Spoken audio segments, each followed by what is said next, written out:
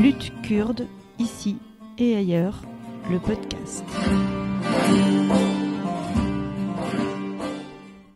Bienvenue dans ce nouvel épisode du podcast Lutte kurde, aujourd'hui dédié à la question de Shengal, également connu sous le nom de Sinjar en arabe. Pour parler de ce sujet, nous recevons aujourd'hui Alex de Belgique, qui est journaliste et qui a passé 6 mois en 2022 à Shengal en qualité de journaliste et qui a écrit un certain nombre d'articles sur cette thématique. Alex, bienvenue. Merci beaucoup pour l'invitation. Alors, première question, est-ce que tu peux nous définir qui sont les Yézidis ? Alors, les Yézidis, c'est un peuple et une religion très ancien. On dit souvent que c'est le peuple qui est à l'origine de la culture kurde. Et c'est une religion monothéiste où on vénère Dieu et ses anges, dont l'ange principal qui s'appelle Melektaos et qui est vu comme le représentant de Dieu sur terre. La langue des Yézidis, c'est Kurmanji, et c'est une culture qui est très liée à la nature. Donc beaucoup de fêtes religieuses ont une relation avec des événements dans la nature, comme le solstice d'été, voilà, des événements caractéristiques sur une année. Les lieux sacrés, les temples, se retrouvent souvent très reculés dans la nature, dans le but de... quand on y va pour prier, c'est pour aussi se déconnecter de tous les stress de la ville et du quotidien et se reconnecter avec les choses essentielles de la vie. La région Shengal est considérée comme une des premières régions de la terre qui a été créée par Dieu, et donc ça, c'est des terres sacrées pour les Yézidis, et c'est très proche aussi de leur temple le plus sacré qui s'appelle Lalesh, qui se trouve dans la région de Dohuk en Irak. Alors justement, comme tu parles de l'Irak, est-ce que tu peux nous préciser ce peuple, où vit-il et quelles sont les particularités de son territoire en termes géopolitiques ? Historiquement, c'était un peuple qui a vécu dans des régions très vastes en ce qu'aujourd'hui est la Turquie, la Syrie et l'Irak. Vu qu'ils ont été, à travers l'histoire, souvent persécutés, chassés, ces régions ont rétréci. Jusqu'à 2018, il y avait une partie très importante de population yézidi à Afrin, la ville qui est depuis 2018 est occupée par la Turquie. Et il y a toujours une partie très importante qui vit en Irak, notamment à Shengal et dans les régions voisines Dohuk aujourd'hui et Kurdistan irakien. Est-ce que tu peux nous expliquer pourquoi c'est un peuple qui est particulièrement discriminé, puisqu'il est à la fois considéré comme hérétique par un certain nombre de peuples qui ont d'autres religions, mais il est aussi considéré comme kurde, ce qui est quelque chose avec lequel ils sont pas forcément d'ailleurs tous d'accord. Mais en tout cas, la réalité, c'est que c'est un peuple qui a vécu énormément de discrimination. Est-ce que tu peux nous en dire plus sur ce sujet ? Donc j'ai dit que à côté de Dieu, ils vénèrent les anges, dont cet ange Melektaos, qui est vu pour eux comme un représentant de Dieu sur terre, souvent représenté sous forme du paon. Mais d'autres religions interprètent ce Melektaos comme le diable, et sur cette base-là, on souvent dit que les Yézidis, c'est un culte du diable, et sur cette base-là, il faut les éradiquer, et donc ils ont été poursuivis et massacrés sur cette base-là, et vécu de nombreux génocides dans le passé. Les Yézidis se voient comme des origines des Kurdes. Voilà, on pense que la culture kurde ou les Kurdes ont des origines yézidis. J'ai cru comprendre en lisant quelques articles et livres sur le sujet qu'une des raisons pour lesquelles ils étaient aussi particulièrement discriminés, c'est que c'est un peuple qui n'a pas forcément de tradition de l'écrit et que ça avait pu aussi parfois participer au fait qu'ils étaient stigmatisés. Donc ils n'ont pas un livre sacré et ils y tiennent à rester une tradition orale. Par l'observation, qui disent que les religions qui ont commencé à écrire des livres sacrés ont commencé à missionner d'autres gens, ont commencé à agresser d'autres personnes, et c'est quelque chose qu'ils veulent absolument éviter. C'est une culture qui est très ouverts et très tolérants envers d'autres cultures. Ça se voit aussi dans les prières où on prie d'abord pour le bien de 72 autres personnes avant de prier pour soi-même. Et ce fait d'être une religion orale, ça veut dire aussi que beaucoup de règles sont très souples. Donc souvent, il y a une certaine marge de manœuvre ouverte à l'interprétation. Par exemple, les prières, il n'y a pas pas vraiment des prières qu'on apprend par cœur, c'est plus des prières qu'on va dire par ressenti. Et c'est fait aussi de se sentir proche de la nature et d'avoir des animaux sacrés. Par certaines d'autres religions, ça peut être vu comme un acte hérétique arriéré. Alors les yézidis, très souvent, les personnes qui ne les connaissaient pas précédemment en ont entendu parler pour la première fois en 2014, quand l'État islamique est venu dans leur territoire. Est-ce que tu peux nous expliquer ce qui s'est passé en 2014 ? Donc en 2014, la région était officiellement sous le protectorat du gouvernement fédéral irakien, donc avec l'armée irakienne qui était stationnée.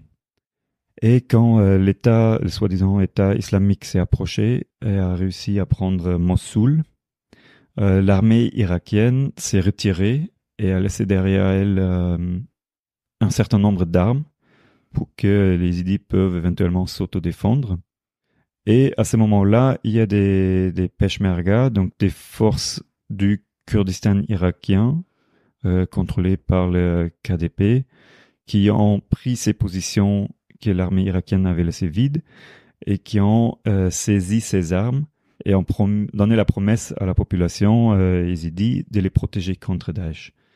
Quand Daesh a attaqué finalement le 3 août 2014, ces forces peshmerga, ils ont pris la fuite, ils ont laissé les yézidis toutes seules et sans les armes. Malgré ça, dans de nombreux villages, il y a eu une résistance acharnée. Pendant plusieurs heures, à beaucoup d'endroits, les gens se sont battus contre Daesh jusqu'à la dernière balle ou jusqu'à être juste en position de ne plus pouvoir tenir face aux armes lourdes que Daesh avait mises en place. Mais ces quelques heures de combat ont quand même permis à de nombreuses personnes de s'échapper. Et il y a environ 50 000 personnes qui se sont réfugiées sur Mount Sinjar, donc c'est la montagne du Shengal. Et est-ce que, juste pour être sûr de bien comprendre, précédemment, les gens vivaient plutôt dans des villages qui étaient au pied de la montagne, et au moment de l'attaque de l'État islamique, donc Daesh, les personnes sont allées sur la montagne, c'est ça ? En fait, il y a toujours eu des gens qui ont vécu sur la montagne, mais c'est surtout la politique de Saddam Hussein qui a mené à une délocalisation des populations, à les enlever de la montagne pour les faire vivre dans la plaine, donc à une distance entre 30 et 40 kilomètres de la montagne. Peut-être préciser pour les gens qui connaissent pas la topologie du lieu, c'est qu'il y a une seule montagne. C'est bien ça, ouais. Il y a une montagne qui fait environ 72 kilomètres de long et qui est entourée d'une grande plaine, une plaine très fertile qui s'appelle aussi... c'est la région du Nineveh qu'on appelle souvent le panier de pain de l'Irak. Et donc, cette montagne, dans l'histoire, a toujours servi comme une position de défense très forte. Et c'est pour ça que les gens avaient ce réflexe de se tourner vers la montagne. Le problème maintenant d'habiter à 30-40 kilomètres de cette montagne, et en août en Irak, ça veut dire qu'on parle des températures au soleil autour de 50 degrés. Ça a déjà mené à la mort de beaucoup de personnes âgées ou des petits-enfants qui sont juste morts de faiblesse sous ce soleil brûlant. Mais ils ont quand même tenté de trouver leur survie sur la montagne parce que tous les gens qui se sont fait attraper par Daesh, c'était l'esclavage, le viol, les exécutions, tous ces horreurs dont on en a entendu parler dans les médias. Peut-être dire à ce moment-là aussi que jusqu'à aujourd'hui, il y a encore presque 3000 personnes qui sont portées disparues, dont plus que 1000 femmes qui jusqu'à aujourd'hui se trouvent quelque part dans des familles proches de Daesh. En fait. Est-ce qu'on a un petit peu des chiffres établis ou en tout cas qui font consensus par rapport au nombre de morts, au nombre de charniers, au nombre de femmes encore disparues? Donc, au nombre de morts, on parle entre 5 et 7 000 morts. Et on a découvert jusqu'à aujourd'hui 81 charniers, qui petit à petit, on est en train d'ouvrir parce que les familles ont envie de donner un enterrement digne à leurs membres de famille. Donc c'est un processus qui est très long et qui est très douloureux pour les gens. Et quant aux femmes disparues, à l'époque on parlait de 5000 femmes disparues. Et je disais que le dernier chiffre que moi j'ai vu, c'est autour de 1300 femmes qui sont toujours disparues. Tu nous disais donc que les populations qui vivaient majoritairement dans la plaine ont réussi à fuir Daesh pendant que certaines personnes tenaient les positions pour tenter de contrer l'ennemi et que ces personnes ont donc fui par la montagne. Comment ça s'est passé une fois que les personnes étaient sur la montagne? Ils étaient sur la montagne et grâce à leurs efforts d'autodéfense et aussi au soutien de une poignée de combattants du PKK, ils ont réussi à organiser une autodéfense efficace sur des points stratégiques qui permettaient de monter à la montagne. Et donc, ils ont réussi à défendre les accès et il n'y a jamais aucun combattant de Daesh qui a réussi de monter sur la montagne. Par contre, ils étaient enfermés sur la montagne. Voilà, c'était très dur. Il n'y avait pas beaucoup d'eau, il n'y avait pas beaucoup de nourriture, il n'y avait pas beaucoup d'abris. Avec l'aide de ces unités du PKK, ils ont réussi à défendre les accès à la montagne et ils ont tenu 2-3 jours avant que les premiers biens ont été jetés par des avions. Et il y a eu, après 3 jours, le 6 août, du renfort qui est arrivé du côté du Rojava, donc de la Syrie du nord et de l'est, sous forme des unités de défense populaire, les YPG, et les unités de défense des femmes, les YPG, qui ont renforcé les rangs, qui ont aidé à défendre la montagne et qui ont réussi aussi avec l'aide ensuite des frappes aériennes de la coalition contre Daesh à ouvrir un corridor vers le Rojava et les gens ont pu donc s'échapper vers le Rojava. Il y a environ 15 000 personnes qui sont restées sur la montagne et qui ont dit ça ce sont nos terres sacrées, on va les défendre jusqu'au bout. Alors, un chiffre que moi j'ai souvent lu, c'est le fait qu'il s'agit du 74e génocide qui s'est abattu sur le peuple yézidi. Est-ce que c'est un chiffre dont tu as connaissance également? Oui, c'est ce que tout le monde dit là-bas. Dans tous les cas, c'est un chiffre que les yézidis donnent eux-mêmes. C'est un peu compliqué si on veut maintenant faire un bilan et les citer tous. Les derniers, donc le 73e, c'était c'est ce qu'on appelle l'attentat au camion-citerne de Tel Aviv, se classer comme un des attentats terroristes les plus mortels au monde. Donc, qu'est-ce qui s'est passé? C'était lors d'une célébration très importante au printemps 2007 à Tel Aviv. Il y a un camion équipé avec des explosifs plus 4 autres véhicules chargés d'explosifs qui se sont garés dans la foule et se sont fait exploser. Et c'est un attentat qui a causé presque 800 morts et plus que 1500 blessés. Et certains de ces blessés n'ont jamais été retrouvés, donc sont portés disparus jusqu'à aujourd'hui. Et c'est un attentat très traumatisant et qui, selon les yézidis, compte comme un génocide. En fait. Et il n'y a jamais personne qui a revendiqué cet attentat, mais on soupçonne que c'est des groupes djihadistes, des espèces de préliminaires de Daesh.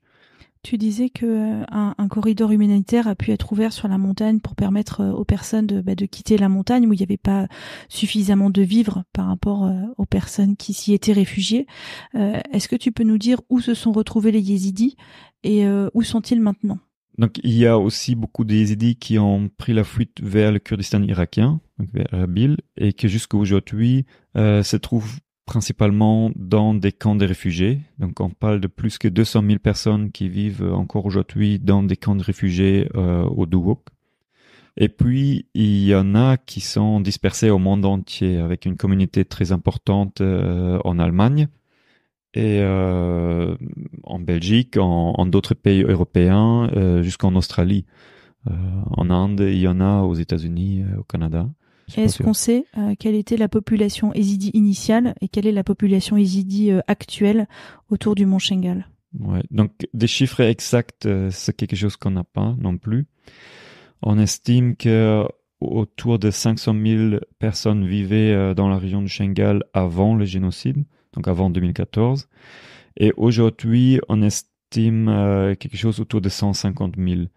Donc, c'est une grande perte de population. Et ça se voit qu'il y a beaucoup de maisons qui sont vides. Et c'est lié à plusieurs faits, en fait, que les gens ne peuvent pas revenir. On a c'est la destruction due à la guerre. Donc, les combats actifs dans cette région ont duré presque 1 an. Donc, de nombreuses maisons sont détruites. Les gens qui ont pris la fuite, ils ont pris la fuite avec tout ce qu'ils savaient porter.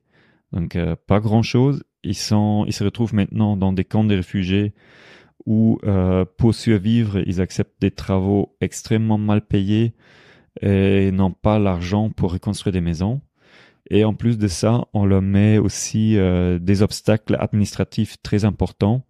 Donc, ça prend entre 2 et 7 ans pour obtenir le permis de pouvoir revenir dans la région. Et puis, il y a d'autres facteurs. Il y a le fait qu'il y a aussi beaucoup de villages qui, encore aujourd'hui, sont pleins de mines. Donc, il y a des demandes de la population de leur envoyer du matériel de déminage, ce qui se passe pas. Classiquement, les gouvernements européens vont envoyer du matériel de déminage au Kurdistan irakien, qui ne l'utilisent pas pour Shengal. Et il y a aussi, encore aujourd'hui, certaines régions, certains villages où des gens ont peur d'aller parce qu'ils disent qu'il y aura des sympathisants de Daesh peut-être. Et donc, il y a aussi des personnes qui ont une maison mais n'osent pas y aller par peur des voisins. Est-ce que tu peux nous parler de l'accord de Shengal? Pour comprendre cet accord de Shengal, il faut revenir un petit peu en arrière. Donc, la région a officiellement été libérée de Daesh en 2017. L'accord de Shengal, c'est un accord qui a été fait entre le gouvernement fédéral irakien à Bagdad et le gouvernement du Kurdistan irakien à Erbil, et qui vise à rétablir l'administration du KDP sous Shengal, qui vise à désarmer tous les groupes armés qui se trouvent à Shengal et qui vise à installer une nouvelle unité de l'armée fédérale irakienne qui serait responsable pour la protection de Shengal. Ce accord a été fait sans les yézidis et trouve beaucoup de résistance à Shengal, donc jusqu'à aujourd'hui n'a pas été implanté. Il est soutenu également par la Turquie et la mission et par les États-Unis. Je vais m'expliquer un peu pour comprendre d'où sort cet accord de Shengal et pourquoi il y a une telle résistance. Avant 2014, la région était administrée par le Kurdistan irakien, donc principalement par les KDP, qui ensuite, à 2014, a pris la fuite. Cette fuite qui, donc, selon des sources, on parle entre 2000 et 12 000 combattants des Peshmerga qui auront pris la fuite entre, au début, un peu plus que 1000 combattants de Daesh. Cette fuite est perçue comme une grande trahison et les yézidis donnent une responsabilité au KDP pour le génocide. Ensuite, l'autodéfense de la montagne de Shengal et la gestion des vivres et des abris sur la montagne a donné comme début une auto-organisation des yézidis qu'on appelle voilà, au début c'était un conseil provisoire qui gérait donc l'autodéfense, qui gérait la santé, la distribution de l'eau, la construction des abris, et qui par la suite s'est plus en plus formalisé et a mené naissance à de nombreuses structures dont on va parler par la suite. Et puis en 2017, la région a été officiellement libérée, et à ce moment-là, le KDP et les forces Peshmerga ont tenté de revenir s'installer dans la région. Donc de dire, voilà, c'est fini la lutte contre Daesh, maintenant on reprend le contrôle et on remet les Peshmerga en place. Et la population de Shangal, plus toutes les structures d'autodéfense et d'autodétermination qui ont été créées, ont résisté contre cette tentative. Donc plusieurs fois, il y a eu 3 grandes tentatives de revenir. Celle de 2017 est particulièrement importante parce qu'elle était violente. Le KDP qui a qui a tenté de s'implanter par la force en utilisant des nouvelles armes qui ont été fournies par l'Allemagne pour lutter contre Daesh. Et finalement, ils ont été utilisés pour lutter contre des yézidis. À ce moment-là, il y avait encore des forces du PKK qui étaient présentes. Et donc, il y avait la population par des actions de blocage, plus les forces d'autodéfense, plus les forces du PKK qui ont empêché le KDP de revenir. Il faut savoir aussi que dans le contexte de la guerre contre Daesh, il y a d'autres milices qui ont été créées. Donc, il y a, très important, l'appel de former des unités de défense populaire, les PMU en anglais, ou en arabe connu sous le nom de Hashd al-Shabi. Donc ça, c'est des milices qui sont souvent soutenues par l'Iran. Et il y en a plusieurs qui se retrouvent à Shangal aussi, qui à Shangal n'ont pas beaucoup de liens avec l'Iran, qui sont formés par des combattants yézidis locaux, mais qui ont ce label al-Hashd al-Shabi. La résistance de la population et des unités d'autodéfense, des résistances du Shangal, plus la présence de ces milices à Shangal, ça a mené à cette idée de former un accord qui dit on va désarmer tout le monde et on va mettre une unité centrale contrôlée par le gouvernement en place. Sauf que l'expérience de 2014 est encore très jeune et donc les gens disent non, on ne peut pas faire confiance à une structure lointaine de nous protéger, on doit se protéger nous-mêmes. On fait confiance à nos unités d'autodéfense qui nous ont défendus contre Daesh. On ne fait pas confiance à un soldat qui vient de quelque part, dans le premier cas d'une attaque, qui va peut-être reprendre la fuite et nous laisser toutes seules et on va revivre un autre massacre. C'est une revendication très centrale aujourd'hui des idées à Shangal de rouvrir des négociations pour négocier un véritable accord de Shangal, en fait, de dire ok, comment on peut résoudre cette situation conflictuelle avec un accord qui quelque part arrange tout le monde et surtout garantit la sécurité et l'autodétermination, la culture des yézidis sur place. Donc si j'ai bien compris, cet accord de Shangal qui a été scellé en 2020, il s'est fait sans les populations locales. Et pour l'instant, cet accord n'a pas réussi à être appliqué puisque les populations locales qui n'ont pas été concertées ont réussi à faire front contre cet accord qui s'est fait sans elles. C'est bien ça. C'est très paradoxal. Cet accord officiellement vise à amener la paix dans la région et en essayant de l'implanter, on amène la guerre quelque part. Sans cette tentative d'absolument vouloir désarmer les Yébéché, Yéjéché et les autres milices, qui eux se voient dans une optique d'autodéfense du Shangal et qui aujourd'hui font officiellement partie des forces de défense de l'Irak, donc qui s'engagent aussi à défendre l'Irak en cas d'une agression par l'extérieur. Donc si on les laisserait tranquilles, il n'y aura pas de problème en fait. C'est le fait de amener massivement l'armée irakienne dans le territoire et de tenter d'occuper des positions des Yébéché et Yéjéché, de tenter de forcer à se soumettre, c'est ça qui amène le conflit. En fait. Et en addition à ça, depuis 2017 aussi, la Turquie est présente sur le terrain avec des drones et parfois avec des avions, mène souvent des frappes aériennes aussi contre des structures de l'administration autonome.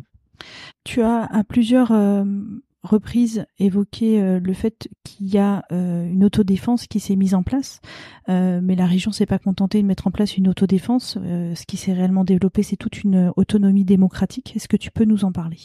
Ouais.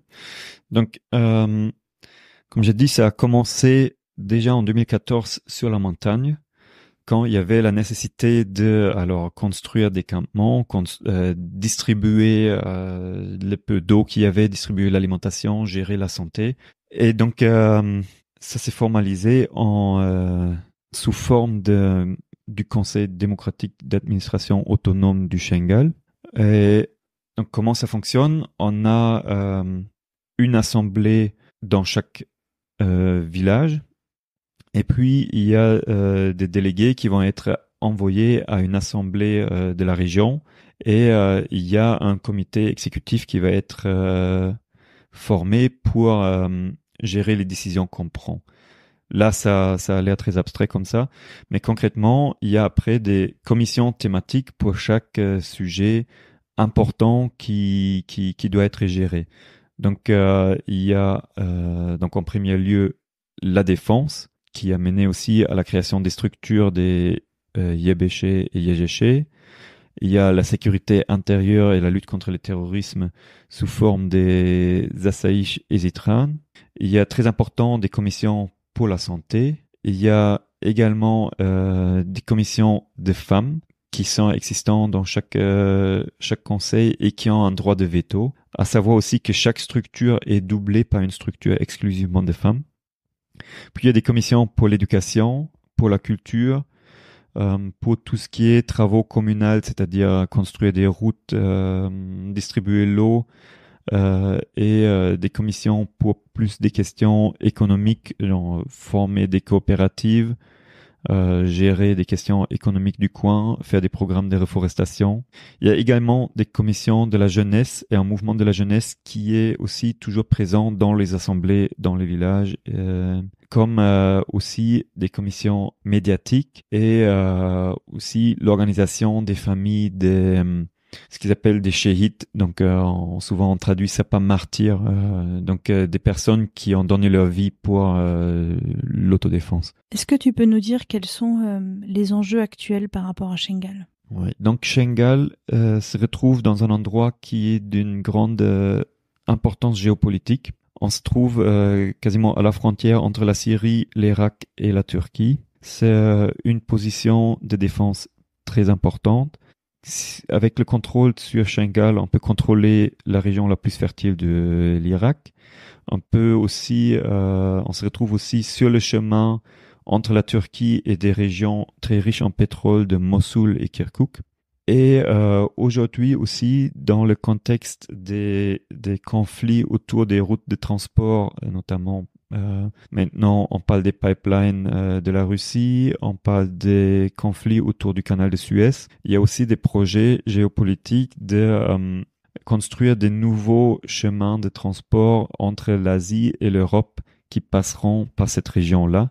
Donc à citer ici, il y a la nouvelle route de la soie, donc ça c'est un projet chinois, et aussi New Belt Road Initiative, donc c'est un projet turco-irakien éventuellement, qui vise aussi à se développer en une route de transport qui pourrait compéter avec le canal de Suez et qui passe donc par cette région. Et c'est pour ça qu'il y a de nombreuses forces qui tentent à mettre la main sur la région de Shengal et le nord de l'Irak, mis à part voilà, le conflit qui était déjà en place et qui est plus de nature locale entre le Kurdistan irakien, le gouvernement fédéral et les Yézidis qui ont envie quand même de vivre selon leurs idées et leur culture. Alors pour préparer cet épisode, j'ai lu un livre que je recommande, qui pour l'instant n'existe qu'en italien, qui s'appelle La montagne seule. Donc en italien, La montagna sola, dit de Rojbin Beritan et Chiara Cruciati. Et je voudrais te lire un tout petit extrait qui dit « C'est cela que Shengal nous enseigne. Le modèle de la révolution du Rojava n'est pas un modèle unique. Le confédéralisme démocratique est praticable par des religions et des ethnies diverses.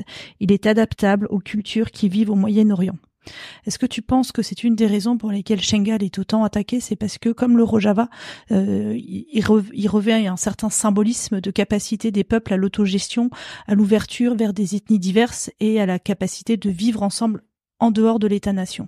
Oui, c'est clairement une des raisons. suite à ce contact avec le PKK, ces idées du confédéralisme démocratique ont pris pied et ont enthousiasmé des gens à Shengal. Et c'est sur cette base-là que la Turquie justifiait toutes ces attaques et que la Turquie vise aussi à reprendre le contrôle, à désarmer les unités d'autodéfense. Ils disent que les Yébeché soient des terroristes qui menacent la sécurité de la Turquie, alors que eux, ils ont jamais fait autre chose que défendre Shengal.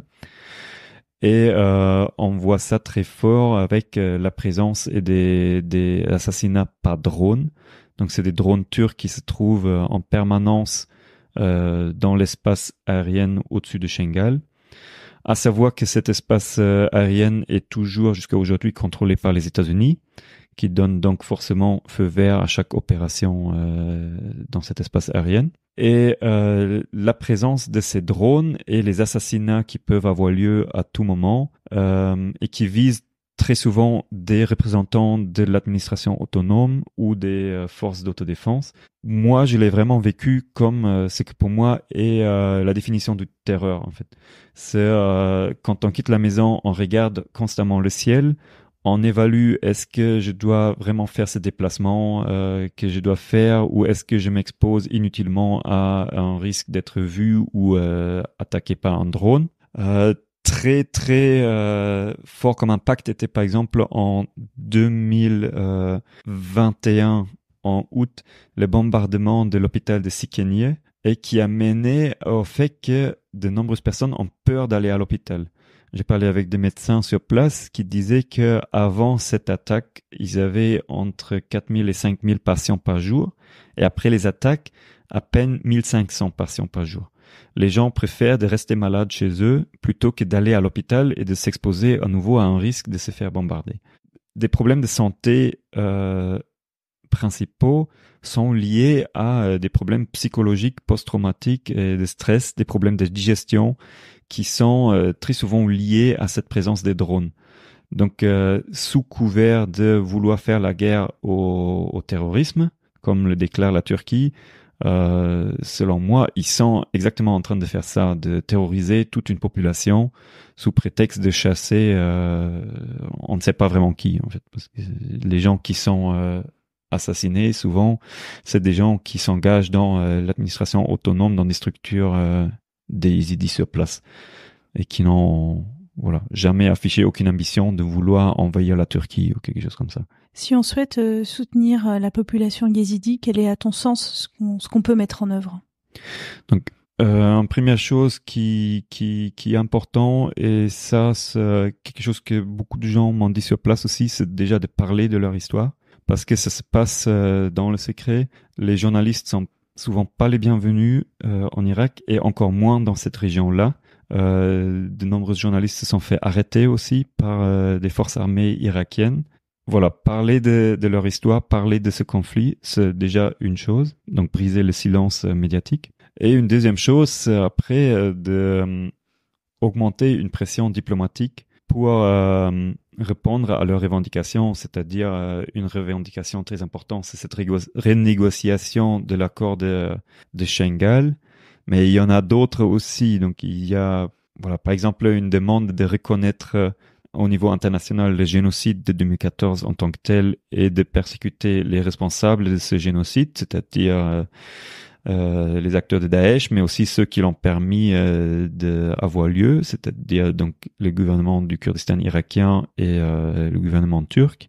Il y a des demandes d'accepter comme partenaire de négociation les structures de l'administration autonome, donc déjà les inviter à la table des négociations et d'accepter que les Yézidis ont envie de former leurs propres unités de défense à qui ils font confiance et pas des gens qui viennent d'ailleurs. Et évidemment, de monter la pression politique pour que ces attaques s'arrêtent, que les drones arrêtent de survoler la région et d'attaquer n'importe quand, pour que les attaques qui viennent de l'armée irakienne s'arrêtent. Donc qu'on trouve une solution politique pour cette région-là. Donc pour ça, on peut interpeller des politiciens, on peut voilà.